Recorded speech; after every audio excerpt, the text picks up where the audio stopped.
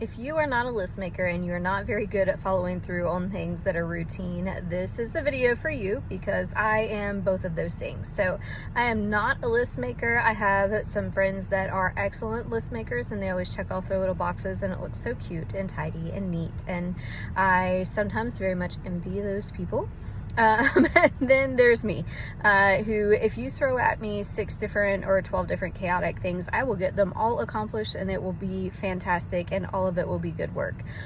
But if you ask me to write down the things that I've been doing, I cannot in any way, shape, or form make that happen.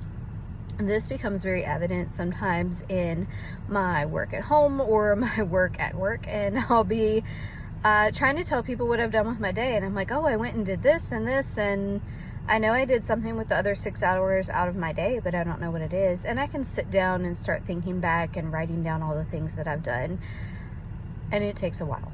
The other way that I have recently discovered that actually is really helpful for me is I can have just a sheet of paper.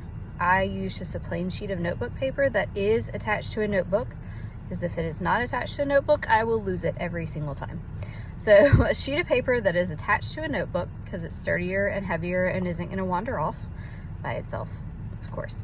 But if I lay it on my desk at work and I can just brain dump everything that I intend to do that day, and that can be going to see some folks, it could be some meetings that I have, it could be reading 3 chapters out of a book, and I just write everything down that I possibly could do. Going to lunch, making sure that I go do some routine things that definitely need to be done.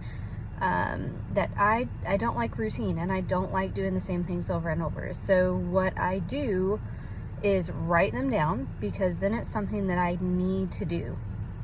And as I go through my day and I leave my office, or I leave that note on the table at home, and I will walk by and I'll go, oh my goodness, I already did this and this and this, because I have a running checklist in my brain. And as I go through the day, I can write down things that I've accomplished and I can just go ahead and mark them off, which feels very validating. But I also can write down more things that I want to do. Oh, put the kids' shoes away. Again, I've switched back to at home because, again, I like chaos. So if I'm back at home and I'm like, oh, put the kids' shoes away. Oh, I already did that. I can mark that off.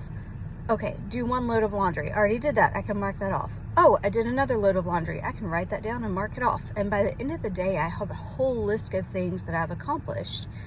But it doesn't feel so mind-numbing and boring as having a routine thing. I love the idea of a brain dump. I love the idea of just being able to like throw it on there, not think about it again, and then when it does cross my mind and I go back by, you go, oh my goodness, I already did all of these things.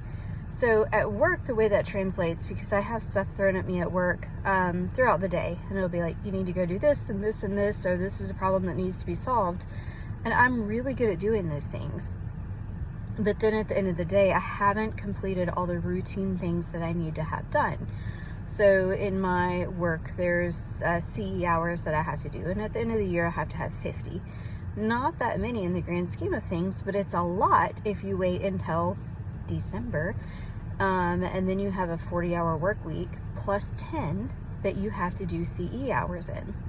But what I don't realize is that I'm doing them throughout the year because, again, I'm not a list maker, so I'm not great at keeping track of routine things. Oh, I did this article review, or oh, I went ahead and read this chapter out of this book, and that counts as part of my CE, my continuing education. Or I taught a course, and that course was 1 hour and 15 minutes. And then there was a didactic, there was a discussion, and then that was another 1 hour and 15 minutes. Don't write them down, they don't count.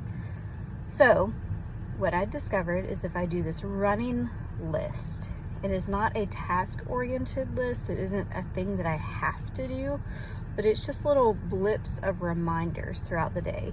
So as I walk by, I'm like, oh, I still haven't done this, this, or this. Those are definitely on my internal list to do, so I can just drop them off the tabs, and then I can come back. I like to think of my brain as just having a bunch of open tabs. Somebody has talked about that before, and I don't remember who it is. If I ever think of it, I will let you know. So hopefully this is helpful for somebody who does not like to sit down and be orderly and say, task number 1 is this, task number 2 is this, task number 3 is this, because that is overwhelming to me.